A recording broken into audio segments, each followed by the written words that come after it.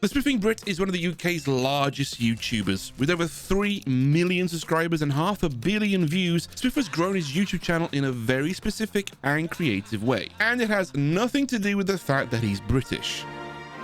Actually, that probably is the reason. Spiff takes video games and literally breaks them. He makes videos on exploiting the various bugs and problems in video games and shows how broken they can be. And it's not just video games either, taking his experience and his knowledge to exploit the actual YouTube algorithm. So I sat down with him and asked him questions about his growth on YouTube. Everything from where he started to shorts and live streams to even if it's possible to grow as a gaming creator on YouTube today. Where did the name Spiffing Brit come from? What was kind of the first thing that got you into YouTube, all that fun stuff? The Spiffing Brit as a channel kind of started around the release of the game Hearts of Iron 4. There's not many people out there covering a strategy game, so the market had way more demand than it had supply. And for someone like myself, uploading really low quality videos, it was the only chance I could have had for breaking out, because Lord knows I did not know how to do YouTube back then. So thank God I just stumbled into a great supply and demand situation. How did it develop from your initial content to where it is now, to where you're breaking games, finding exploits? How did that kind of transition happen? There was kind of like a perfect storm where Crusader Kings 2 is another game by Paradox Interactive, the people who made Hearts of Iron. So there was quite a lot of audience crossover with my existing audience who were aware of what Crusader Kings was. And then I decided, well, you know what? I'm going to try doing a game of Crusader Kings, but in more of like a comedy style. And then after that, I was like, okay, I quite like this whole comedy side of things. Okay, what am I watching at the moment? Prison Architect, fine. How can I make a Prison Architect video that no one else has made or can make? What about playing Prison Architect in a way the developers don't intend it? The game's called Prison Architect. What if we just don't build a prison and instead build a tree farm and just export lumber using workmen and just never accept a single prisoner? And that was kind of like the explosion of the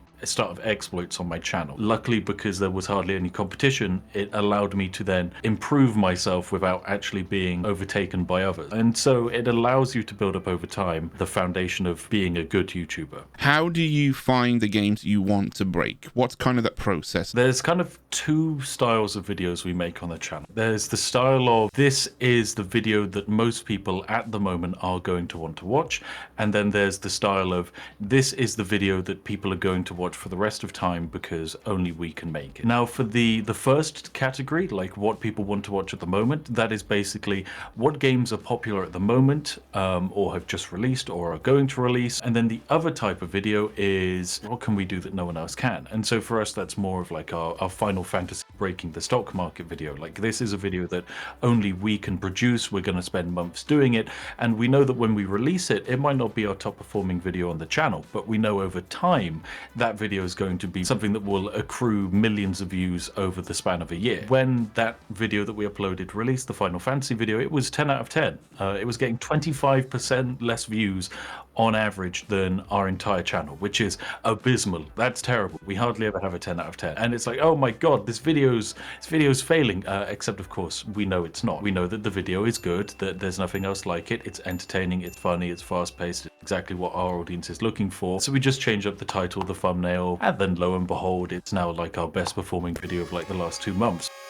A lot of my audience ask questions about let's play content, you know, long form gameplay videos where they're going from start to finish and going through the entire story. How do you see the let's play format working in a modern YouTube setting? Let's plays are, to a certain extent, dead. Definitely, I wouldn't personally try just doing a Minecraft episode 1, here's me building a house. The idea that you could just start, like, press the record button, do a quick intro, and then do a little outro, and just upload that as a raw file. That's over, simply because all it takes is one person to come along and just edit it up slightly, and instantaneously they've got a higher quality video, and so people are more likely to watch theirs. And so they will grow and effectively take away from your potential market share. So the only way to really have Let's Play content on YouTube is to offer something that is kind of unique, something that other content creators who do gaming content can't provide. And I think the biggest thing that Let's Players have an advantage in is the ability to immediately respond to new releases. And I think those are the Let's Players that we're going to see actually maintain their presence on YouTube. Have you seen any negative impact for putting shorts and live streams on your channel? The impacts we have from multiple media on the channel are only positive, and that is simply because the mixed media we have on the channel is content that our audience would be interested in. If you're making a short for the sake of making a short, chances are it's not going to actually be something that interests your audience. What you're going to want to do is realize that YouTube is going to give your content, regardless of your size, thousands of impressions, maybe hundreds of thousands. So you putting a short out on your channel and it getting, I don't know, half the views of a regular video, that's not because YouTube didn't show it to people. That is quite simply because your audience wasn't convinced enough that they actually wanted to watch it. YouTube algorithm is showing people on the platform the content that the algorithm believes they are going to stick on the platform and watch.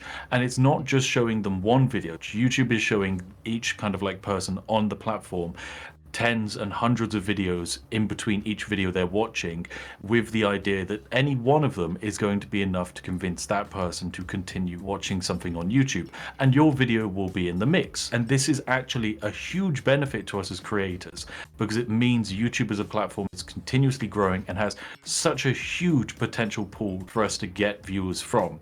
Whereas something like Twitch isn't organically trying to grow you at any point. YouTube is doing it non-stop. It is handing you opportunity after opportunity. Yes, sometimes it can feel like you have no idea why something didn't perform well, but there will be a logic behind it, and it's just about working out why these things happen, and that's kind of just the simple knack of growing on YouTube. Do you think it's possible for someone new, brand new, fresh face coming to the fold, do you think it's possible to see them being successful on YouTube as a gaming creator? If it was to be taken away tomorrow and I were to still have my team of editors and myself and my computer and my microphone, I reckon I could start from scratch as like a completely different identity and hit like 500,000 to 1 million subscribers by the end of the year, no problem. It's not difficult to grow on YouTube once you get the idea of how to grow and like how to come up with ideas that will do well on YouTube.